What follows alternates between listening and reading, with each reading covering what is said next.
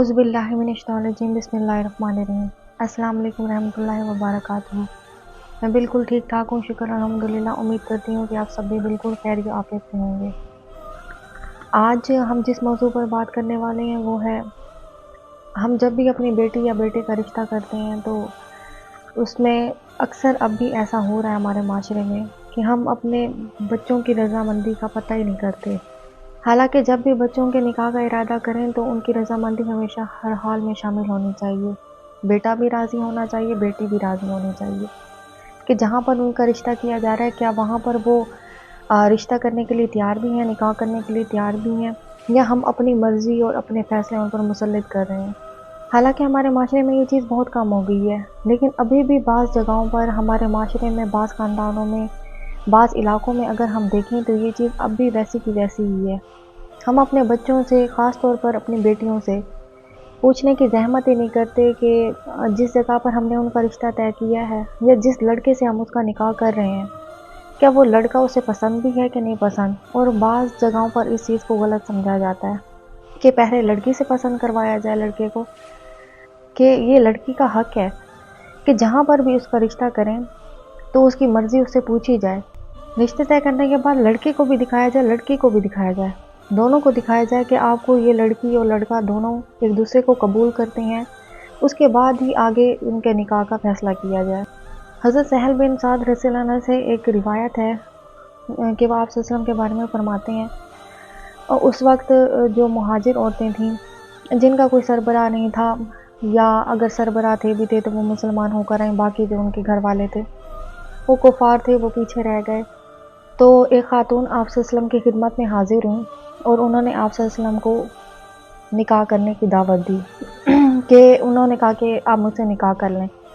آپ صلی اللہ علیہ وسلم نے ان کی چہرے کی طرف تھوڑی دیر دیکھا، پھر چہرے کو ہٹا دیا، موڑ لیا۔ تو اس عورت کو سمجھ آ گئی کہ آپ صلی اللہ علیہ وسلم مجھ سے نکاح نہیں کرنا چاہتے۔ تو آپ صلی اللہ علیہ وسلم سے اس نے کہا کہ آپ ایسا کریں، آپ مجھ سے نکاح نہیں کرنا چاہتے تو آپ کسی اور سے میرا نکاح کر دیں۔ اب اس سے ہمیں یہ پتہ چلتا ہے کہ اب یہاں پر دیکھیں کہ ہمارے پیارے رسول اللہ صلی اللہ علیہ وآلہ وسلم نے بھی اس عورت کو دیکھا اور چہرہ اپنا پھیر لیا کہ وہ مطلب ارادہ نہیں رکھتے تھے شادی کرنے کا، وہ نہیں چاہتے تھے کہ وہ اسے نکاح کریں۔ اب اسی حدیث سے ہی ہمیں پتہ چل جاتا ہے، اسی واقعے سے ہی، کہ دیکھنا کوئی ممنوع نہیں ہے، کوئی گناہ نہیں ہے۔ ہم اپنی مرضی اگر ظاہر کر رہے ہیں تو اس میں کوئی بات نہیں ہے، کوئی گناہ نہیں ہے، ہم اپنی مرضی کو ظاہر کر سکتے ہیں۔ اور آپ دیکھیں کہ اگر ٹھیک ہے ہم نے اپنے بچوں کی شادی کر بھی دی زبردستی طریقے سے، لیکن ہم اپنے معاشرے میں ارد گرد ایسے بہت سے ایسے واقعات دیکھتے ہیں کہ جہاں پر زبردستی شادی کر تو دی جاتی ہے، لیکن شادی کوئی مذاق نہیں ہوتا، کوئی کھیل نہیں ہوتا، پوری زندگی کا ایک سفر ہے، اور آپ نے اس انسان کے ساتھ اپنی پوری زندگی گزارنی ہے۔ تو وہ شادیاں برباد ہی ہو جاتی ہیں، یا تو جو عورت ہوتی ہے وہ گھٹ گھٹ کر رہ جاتی ہے، یا مرد ڈپریشن میں، ٹینشن میں، ہر وقت وہ اپنی بیوی کے ساتھ ویسی محبت، ویسا سلوک کچھ بھی نہیں اسے دے سکتا سوائے اس رشتے کے، ان کے پاس کچھ بھی نہیں ہوتا، ایک جبر اور ایک ظلم کے تحت یہ کیا گیا ہوتا ہے، اور بعد میں زیادہ تر کا تو انجام یہ ہوتا ہے کہ طلاق ہی ہونی ہوتی ہے۔ اکثر خاندانوں میں تو یہ ہوتا ہے کہ ہم نے اپنی بیٹی دینی ہے یا اپنے بیٹے کا کہیں بھی رشتہ کرنا ہے تو خاندان کے اندر ہی کرنا ہے، خاندان سے باہر تو ہم نے جانا ہی نہیں ہے نا، چاہے ہم مر بھی جائیں۔ اور اس کا انجام کیا ہوتا ہے کہ بیٹی ہماری بوڑھی ہو جاتی ہے، بیٹے کا رشتہ کہیں ہو نہیں رہا ہوتا، اور وہ ساری زندگی اس طرح سے ہی گزار دیتے ہیں۔ یہ کتنا بڑا ظلم ہے اس بیٹی پر بھی اور اس بیٹے پر بھی، کہ آپ خاندان کی اس میں بیٹھے رہیں۔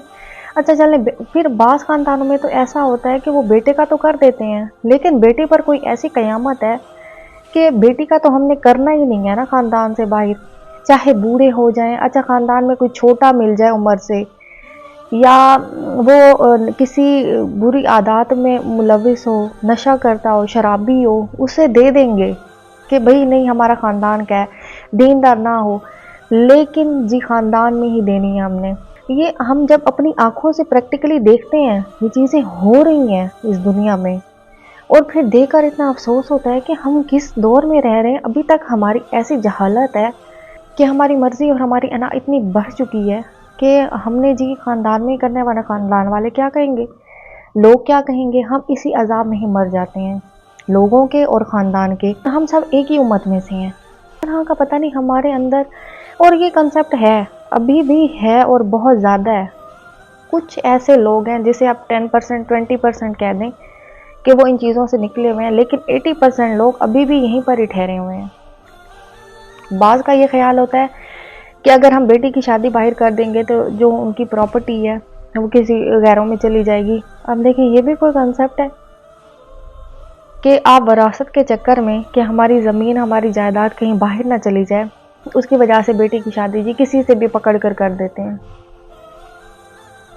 اور اس بیچاری کی زندگی تباہ و برباد ہو جاتی ہے، اور اسے پوچھا بھی نہیں جاتا، بس اسے سنا دیا جاتا ہے کہ تمہاری فلاں بندے سے فلاں تاریخ کو شادی ہے۔ اللہ کے واسطے اپنی بیٹیوں کو بھی انسان سمجھیں، انہیں جانور نہ سمجھیں، وہ کوئی بھیڑ بکری نہیں ہے جسے آپ پکڑ کر کسی کو بھی دے دیں گے۔ ہمیشہ ان کی رضا لازمی پوچھیں، چاہے بیٹا ہو یا چاہے بیٹی ہو، اس معاملے میں دونوں کی ہی رضامندی ضروری ہوتی ہے، کیونکہ یہ زندگی بھر کا فیصلہ ہوتا ہے۔ اسے جلد بازی میں نہ کریں کہ بعد میں آپ کو سوائے پچھتاوے کے اور کچھ بھی حاصل نہ ہو۔ رضامندی کے حوالے سے میں آپ سے ایک واقعہ شیئر کرنا چاہتی ہوں جو بالکل میرے نیبرز میں ہی ہوا۔ اب یہ میرا بالکل آنکھوں دیکھا حال ہے، بالکل، کہ کس طرح سے ایک آپ لڑکی کی رضامندی نہیں پوچھتے اور اس پر اپنی مرضی مسلط کر دیتے ہیں، اور بعد میں اس کے ریزلٹس کیا ہوتے ہیں، یہ آپ کو کس طرح سے کتنی خطرناک چیز ہے۔ ماں باپ نے نا اپنی بیٹی کا رشتہ اس کی خالہ کے گھر طے کر دیا۔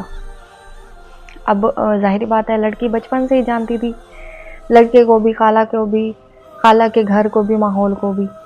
اب وہ شروع سے ہی نا اس چیز پہ رضامند نہیں تھی کہ میں نے اس سے شادی نہیں کرنی، اور اس نے بار بار اپنے پیرنٹس کو کہا، لیکن اس کے والدین نے اس بات پر بالکل بھی توجہ نہیں دی، وہ اس چیز پر ڈٹے رہے کہ نہیں بچپن کی منگنی ہے، بچپن کی منگنی ہے، تو رشتہ ہوا پڑا ہے اور شادی بھی یہیں پر ہی ہونی ہے، ہم منگنی توڑ نہیں سکتے۔ اب یہ دیکھیں بچپن میں ہی اس پر یہ چیز پیدا ہوئی اور یہ چیز لاگو کر دی گئی کہ یہ فلاں کی دلہن بنے گی۔ اب ہم یہ نہیں سوچتے کہ سوچ، ذہانت، ہر چیز تبدیل ہوتی ہے وقت کے ساتھ، یہ چیز ہم نے دیکھی ہی نہیں۔ اب اس کا رشتہ طے ہو گیا، اس کی شادی ہو گئی، اس کے 2-3 بچے بھی ہو گئے، لیکن اس کی زندگی وہیں کے وہیں ٹھہر گئی۔ اب وہ اپنی زندگی میں نا آگے بڑھی ہی نہیں، نہ ہی اس نے اپنے شوہر کو نا اس طرح سے قبول کیا۔ اب 3 بچیوں کے بعد اس کی طلاق ہو گئی، اس نے خلا لے لی۔ اب پھر اس نے آگے نیکسٹ کسی اور بندے سے شادی کر لی اپنی مرضی سے۔ اب دیکھیں اس کی زندگی تباہ، اس لڑکی کی زندگی تباہ، اور 3 بچیوں کی زندگی بھی تباہ۔ اب ان بچوں کا کیا قصور تھا؟ ان بچوں کا تو کوئی قصور نہ تھا۔ اب اگر اس کے والدین دور کی سوچتے تو اب یہ 4 زندگیاں تباہ نہ ہوتی، تو ان کی رضامندی ہر حال میں ہونی چاہیے، ورنہ پھر جس طرح سے میں نے آپ کو یہ واقعہ بتایا ہمیں اس طرح کے اثرات دیکھنے کو ملتے ہیں، اور بعد میں ہوتا یہی کچھ ہے، انسان خوش نہیں ہوتا نہ دل سے، اور وہ اس طرح سے رہ بھی نہیں رہا ہوتا۔ تو پھر جب ہم خوش نہیں ہیں، ہم ایک رشتے کو نبھا نہیں رہے، ہم نے ایک رشتے کے ساتھ جبر کے ساتھ زندگی گزارنی ہے، تو آپ مجھے بتائیں وہ ماں جس نے ہماری نسل کو بڑھانا ہے، تو وہ کیا پرورش کرے گی اپنے بچوں کی، کیا تربیت کرے گی؟ وہ تو خود اس کا ذہن ان مسئلوں میں، ان الجھنوں میں پھنسا ہوا ہے۔ اس چیز کو ختم کریں۔ اللہ حافظ۔